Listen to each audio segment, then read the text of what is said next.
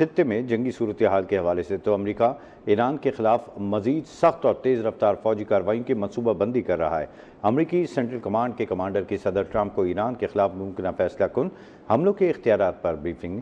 अमरीकी मीडिया के मुताबिक एडमिरल ब्रेट कूपर ने सिचुएशन रूम में ब्रीफिंग के दौरान मुमकिन ऑपरेशन पर गौर किया, जिनमें एक मुख्तसर और ताकतवर हमलों की लहर शामिल है।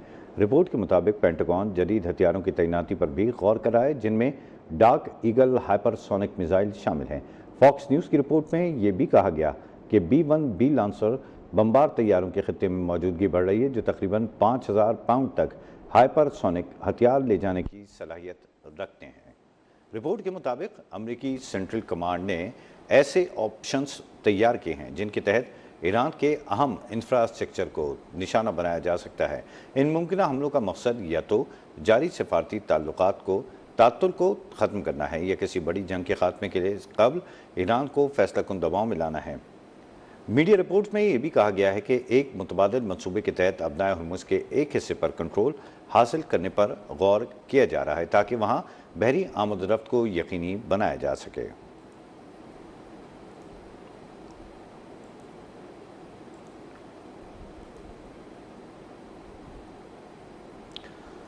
अमरीकी सदर डोनाल्ड ट्रंप ने जंग बंदी के खात्मे और ईरान पर दोबारा हमलों का इशारा दे दिया। ओवल ऑफिस में सहाफ़ियों से गुफ्तगू में मुमकिन तौर पर जंग बंदी के खात्मे से मुतालिक सवाल पर जवाब दिया कि नहीं लगता कि इसकी ज़रूरत है, लेकिन शायद पड़ भी सकती है। कहा ईरान के खिलाफ फौजी ऑपरेशन पहले शुरू करना चाहिए था। ईरान पर लगाई गई पाबंदियाँ कामयाबी हैं। ईरान तेल फ़रोख्त नहीं कर सकता, वो मुआहदा करना चाहता है। इसकी मईशत तबाह हुई जा रही है। ईरान जौहरी हथियार नहीं रख सकता। सदर ट्रंप का एक बार फिर पाक भारत जंग का तस्करा। बोले, पाक भारत जंग समेत 8 जंगें रुकवाईं।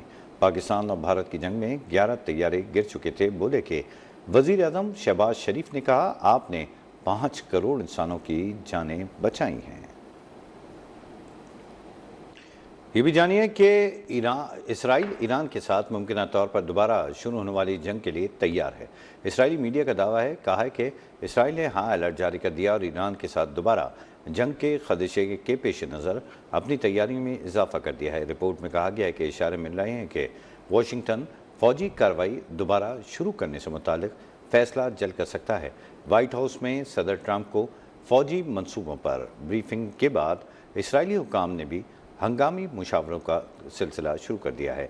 इसराइली टीवी चैनल के मुताबिक इसराइली हुकाम को खदशा है कि अमेरिका और ईरान के दरमियान मुज़ाकरात आइंदा हफ्ते के आगाज़ तक नाकाम हो सकते हैं। काबीना का ख्याल है कि अमेरिका को आबनाए हुर्मुज़ में अपना दबाव बढ़ाने के लिए ईरान की गैस और तवानाई की तनसीबात और हुकूमती ढांचे पर हमले करने पड़ सकते हैं।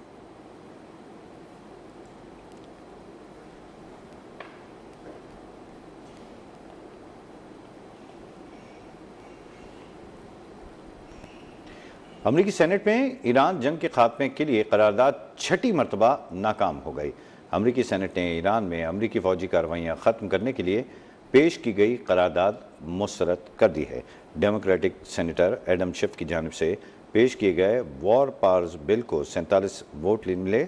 बिल की मुखालफत में 50 वोट पड़े। पेंसिल्वेनिया के जॉन फिटरमैन वाहिद डेमोक्रेट रुकन थे जिन्होंने इस बिल के खिलाफ वोट दिया, जबकि 2 रिपब्लिकन सेनेटर्स सूजन कोलिंस और रेंड पॉल ने करारदाद के हक में वोट दिया। ये पहला मौका है कि सूजन कोलिंस ने बिल की हिमायत में वोट दिया है।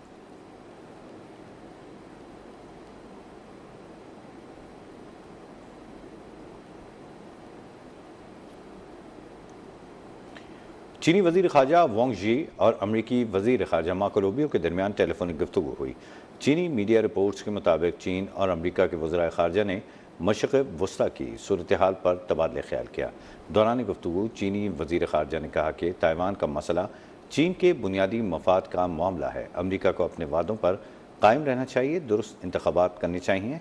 वज़ीर ख़ारजा वांग यी का कहना था कि चीन और अमरीका के ताल्लुकात मजमूई तौर पर मुस्तहकम रहें, ताउन को बढ़ाना और इख्तिलाफ़ात को दूर करना चाहिए। अबनाए हुर्मुज़ की बंदिशाल में मईशत का गला घोंट रही है। मशरिक़ वस्ता के बहरान के नताइज हर गुजरते लम्हे के साथ नहायत संगीन होते जा रहे हैं। अक़वाम मुत्तहिदा के सेक्रेटरी जनरल एंटोनियो गुतेरेस का कहना है कि अगर पाबंदियाँ फ़ौरन ख़त्म करनी जाए तो भी सप्लाई चेन्स को बहाल होने में कई महीने लग सकते हैं। जिसके नतीजे में मुआशी पैदावार में कमी और कीमतों में इजाफा होगा।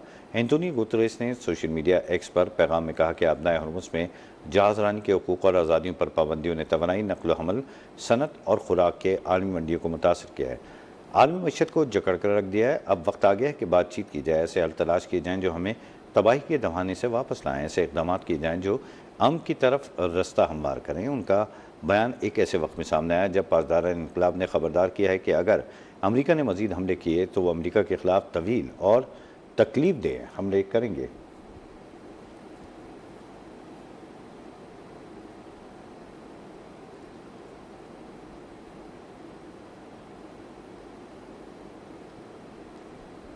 आलमी मंडी में खाम तेल की कीमतें 4 साल की बुलंद तरीन सतह पर पहुंचने के बाद कम हो गई। आलमी मार्केट में ब्रेंट खाम तेल $126 से कम होकर $114 फ़ी बैरल पर आ गया। WTI $110 फ़ी बैरल से $104 फ़ी बैरल पर आ गया। आलमी मंडी में खाम तेल की कीमतों में इजाफे से अमरीका भी मुतासर हुआ। पेट्रोल और डीजल की कीमतों में 2022 के बाद बुलंद तरीन सतह पर पहुँच गई। अमरीका में पेट्रोल की औसत कीमत 8 सेंट इजाफे के बाद $4.30 फ़ी गैलन हो गई। डीजल की औसत कीमत $5.50 फ़ी गैलन देखी गई। अमरीकी जरीदे के मुताबिक ईरान जंग के बाद से डीजल की कीमतों में 46% इजाफा हुआ है।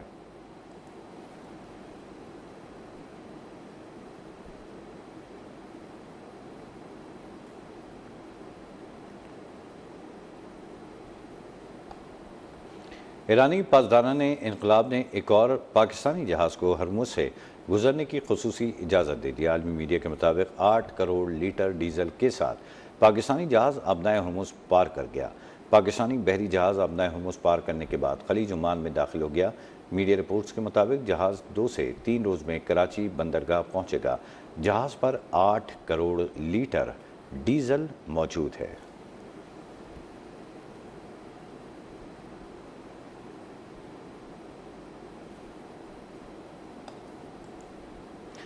और हुकूमत ने पेट्रोल और डीजल की कीमतों में इजाफा कर दिया। पेट्रोल की कीमत ₹6.51 बढ़ा दी गई। पेट्रोल की नई कीमत ₹399.86 फ़ी लीटर मुकर्रर की गई है। हाई स्पीड डीजल की कीमत में ₹19.39 का इजाफा किया गया। हाई स्पीड डीजल की नई कीमत ₹399.58 हो गई। नोटिफिकेशन के मुताबिक पेट्रोल की फ़ी लीटर लेवी ₹3.88 से कम, जबकि डीजल पर फ़ी लीटर ₹28.69 से लीवी आयद की गई है।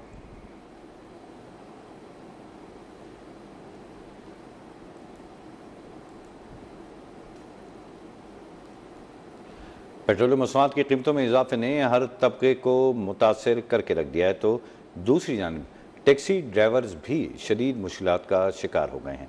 महंगाई के इस दौर में टैक्सी ड्राइवर्स का कहना है कि पेट्रोल महंगा होने के बाइस किरायों में इजाफा करना मजबूरी बन चुका है। इसी पर बात करेंगे। आमिर सुल्तान हमारे साथ मौजूद हैं। आमिर सुल्तान, अब बताइएगा फोर्ट अब्बास में इस वक्त क्या सूरत हाल है? बिल्कुल, मैं मौजूद हूँ फोर्ट अब्बास के टैक्सी स्टैंड में। अगर बात किया पेट्रोलियम मसनूआत की जो कीमतों के आए रोज़ इजाफे के साथ जो टैक्सी ड्राइवर है उनके भी घरों के जो चूल्हे ठंडे पड़ते नजर आते हैं और उनका कहना है कि 1 हफ्ते से ज़्यादा हो चुका है कि हम यहाँ पे सवारी ना होने के बराबर है और उनके जो घरों के जो चूल्हे वो भी ठंडे हुए नजर आते हैं। और इस वाले से मेरे साथ बात करने के लिए कुछ ड्राइवर हजरात भी मौजूद हैं, उनसे भी जानते हैं कि भाई क्या कहना चाहेंगे और महंगाई की वजह से किन मुश्किलात का सामना है आपको। अस्सलाम वालेकुम जी, मेरा नाम मोहम्मद इफ्तिखार है। टैक्सी स्टैंड में मैं ड्राइवर हूँ, गाड़ी चलाता हूँ। पेट्रोल बहुत ज़्यादा महंगा हो चुका है। हम अपनी हुकूमत से अपील करते हैं, गुजारिश करते हैं मियाँ साहब से, वज़ीर-ए-आज़म पाकिस्तान से और वज़ीर आला मरीम नवाज़ साहिबा से कि हमारे साथ को थोड़ा सा प्यार मोहब्बत वाला सलूक किया जाए, क्योंकि पेट्रोल बहुत ज़्यादा महंगा है। 8-8 दिन से हम गरीब बंदे हैं, रोज़ कमाते हैं और शाम को अपने बच्चों के लिए लेके जाते हैं। अगर 8 दिन सवारी नहीं लगेगी तो हमारे बच्चों के कैसे मामलात होंगे, हम कैसे मैनेज करेंगे? ये हमारे लिए बहुत ज़्यादा दुश्वार हो चुका है। हम अपनी हुकूमत से बार बार यही अपील करते हैं कि हमारे ऊपर थोड़ी सी नज़रसानी इस फैसले पे की जाए ताकि हमारे लिए आसानियाँ पैदा हो सकें। हाँ जी, बिल्कुल, जैसा कि आपने ड्राइवर की बात सुनी, उनका भी यही कहना है कि पेट्रोलियम मसनूआत की जो कीमतें बढ़ी हैं इस पर नज़रसानी की जाए और उनकी कीमतों को वापस लिया जाए। जो हमारे घरों के जो चूल्हे वो भी ठंडे पड़ते चले जा रहे हैं। उनका कहना है कि 8 दिन से यहाँ पे सवारी ना होने के बराबर है और सारा दिन यहाँ पे आते हैं और बैठ के घर को मायूस वापस लौटने पर मजबूर है। उन्होंने फिलफोर नोटिस लेने की भी अपील की है और उनका कहना है कि खासकर ड्राइवर के लिए भी आमिर, आपने हमें अपडेट किया।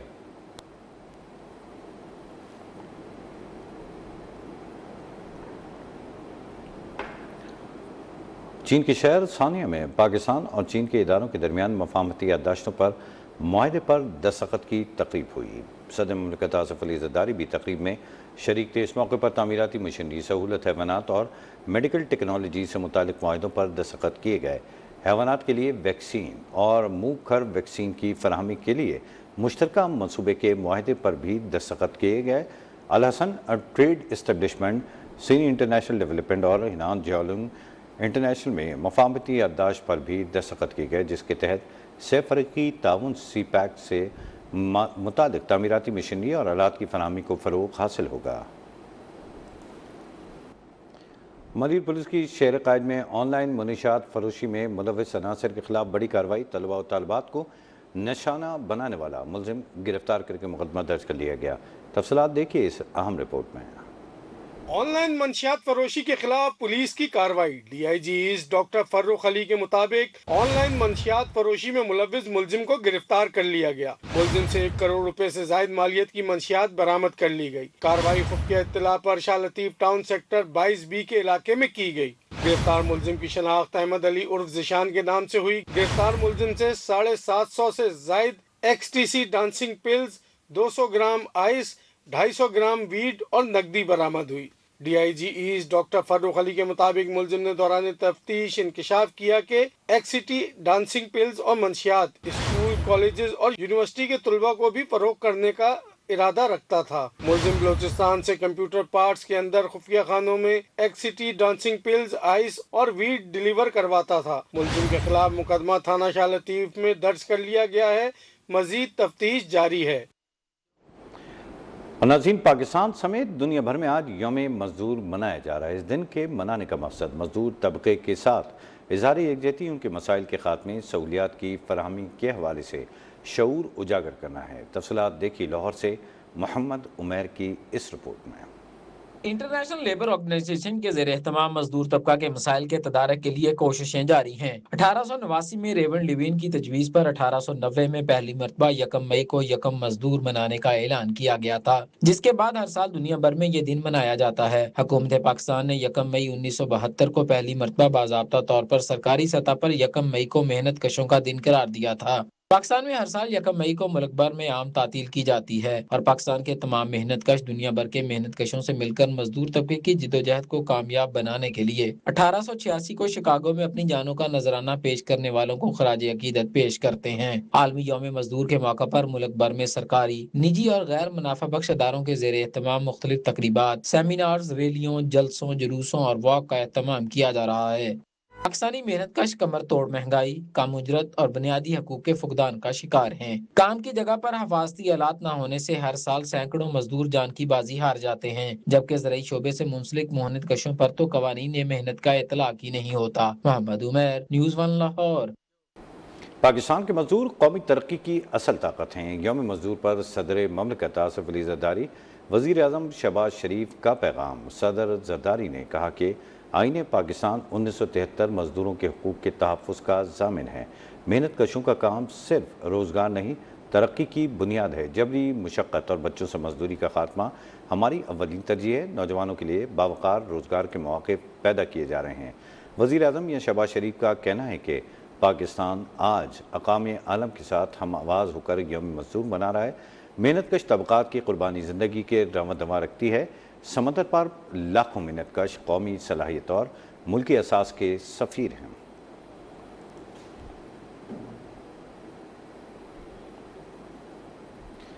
मजदूरों के आलमी दिन पर वज़ीर आला पंजाब मरीम नवाज़ ने अपने पैगाम में कहा कि वर्कर्स कारकुन और मेहनत कश हमारी मईशत की असल ताकत हैं।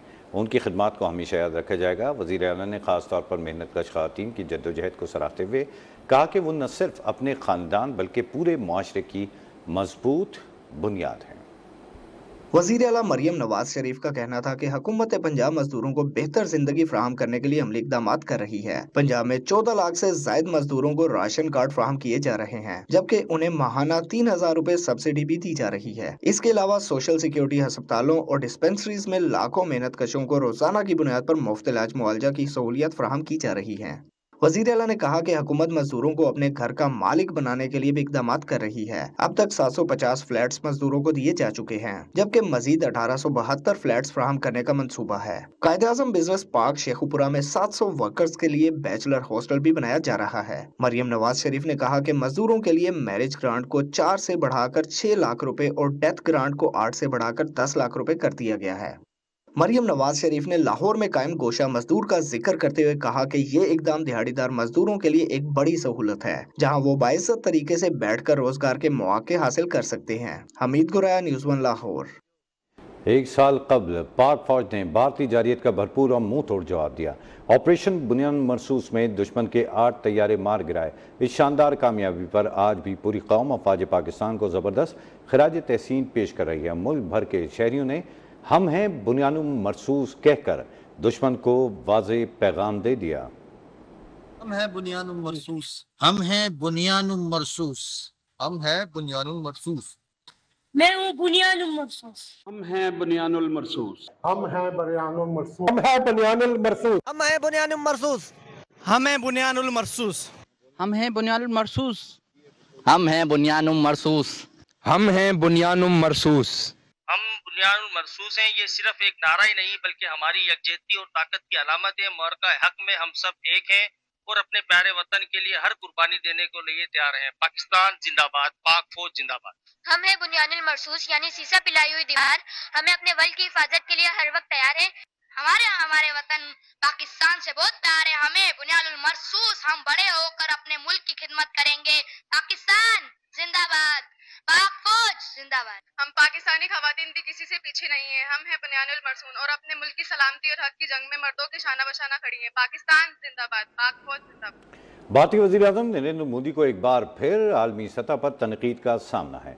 हालिया रिपोर्ट्स में इंकशाफ हुआ है कि ईरानी निजात यूरिया भारत में मुबैन तौर पर जाली शिपिंग दस्तावेजात के जरिए दरामद की गई।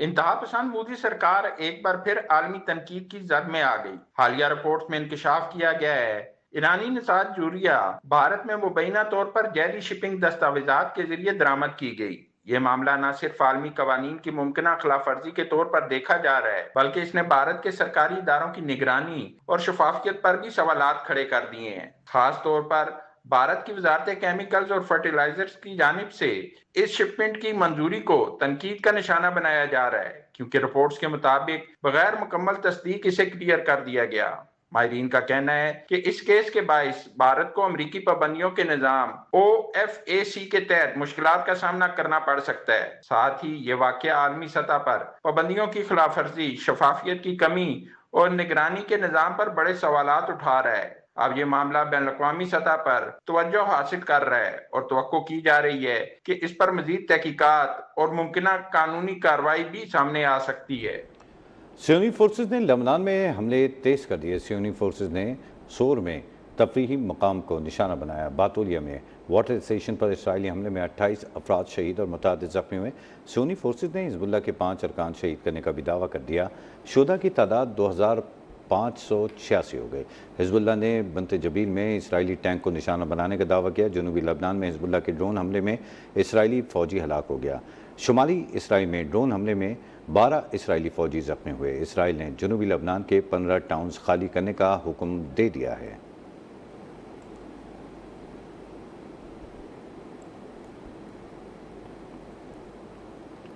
इसराइल का ग्लोबल स्मूथ फ्लोटिला को गिरफ्तार अरकान को यूनान भेजने का फैसला। अरब मीडिया के मुताबिक इसराइली हुकाम ने पहले कहा था कि गिरफ्तार 175 फ्लोटिला अरकान को इसराइल मुंतकिल किया जाएगा। इसराइली वजीर खारजा का कहना है कि यूनानी हुकूमत के साथ मुआहदे के बाइस इन अफराद को चंद घंटों में यूनान के साहिल पर उतार दिया जाएगा।